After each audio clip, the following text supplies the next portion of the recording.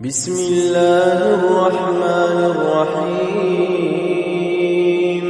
إذا وقعت الواقعة ليس لوقعتها كاذبة خافضة رافعة إذا رجت الأرض رجا وبست الجبال بسا فكانت هباء منبثا وكنتم أزواجا ثلاثة فأصحاب الميمنة ما أصحاب الميمنة وأصحاب المشأمة ما أصحاب المشأمة والسابقون السابقون أولئك المقربون في جنات النعيم ثلة من الأولين وقليل من الآخرين على سرر موضونة متكئين عليها متقابلين يطوف عليهم ولدان مخلدون بأكواب وأباريق وكأس من معين لا يصدعون عنها ولا ينزفون وفاكهة مما يتخيرون ولحم طير مما يشتهون وحور عين كأمثال اللؤلؤ المكنون جزاء بما كانوا يعملون لا يسمعون فيها لغوا ولا تأثيما إلا قيلا سلاما سلاما وأصحاب اليمين ما أصحاب اليمين في سدر مخضود وطلح منضود وظل ممدود وماء مسكوب وفاكهة كثيرة لا مقطوعة ولا ممنوعة وفرش مرفوعة إنا أنشأناهن إنشاء فجعلناهن أبكارا عربا أترابا لأصحاب اليمين ثلة من الأولين وثلة من الآخرين وأصحاب الشمال ما أصحاب الشمال في سموم وحميم وظل من يحموم لا بارد ولا كريم إنهم كانوا قبل ذلك مترفين وكانوا يصرون على الحنث العظيم وكانوا يقولون أئذا متنا وكنا ترابا وعظاما أئنا لمبعوثون أوآباؤنا الأولون قل إن الأولين والآخرين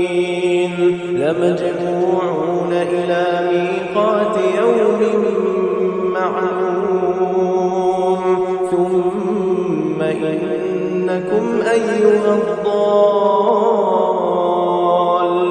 المكذبون لآكلون من شجر من زقوم فمالئون منها البطون فشاربون عليه من الحميم فشاربون شرب الهيم هذا نزلهم يوم الدين نحن خلقناكم فلولا تصدقون أفرأيتم ما تمنون أأنتم تخلقونه أم نحن الخالقون نحن قدرنا بينكم الموت وما نحن بمسبوقين على أن نبدل أمثالكم وننشئكم فيما لا تعلمون ولقد علمتم النشأة الأولى فلولا تذكرون أفرأيتم ما تحرثون أأنتم تزرعونه أم نحن الزارعون لو نشاء لجعلناه حطاما فظلتم تفكرون إنا لمغرمون بل نحن محرومون أفرأيتم الماء الذي تشربون أأنتم أنزلتموه من المزن أم نحن المنزلون لو نشاء جعلناه أجاجا فلولا تشكرون أفرأيتم النار التي تورون أأنتم أنشأتم شجرتها أم نحن المنشئون نحن جعلناها تذكرة ومتاعا للمقوين فسبح باسم ربك العظيم فلا أقسم بمواقع النجوم وإنه لقسم لو تعلمون عظيم إنه لقرآن كريم في كتاب مكنون لا يمسه إلا المطهرون تنزيل من رب العالمين أفبهذا الحديث أنتم مدهنون وتجعلون رزقكم أنكم تكذبون فلولا إذا بلغت الحلقوم وأنتم حينئذ تنظرون ونحن أقرب إليه منكم ولكن لا تبصرون فلولا إن كنتم غير مدينين ترجعونها إن كنتم صادقين فأما إن كان من المقربين فروح وريحان وجنة نعيم وأما إن كان من أصحاب اليمين فسلام لك من أصحاب اليمين وأما إن كان من المكذبين الضالين فنزل من حميم وتصلية جحيم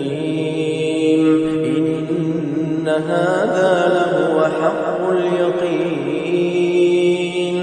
فسبح باسم ربك العظيم إنما المؤمنون الذين إذا ذكر الله وجلت قلوبهم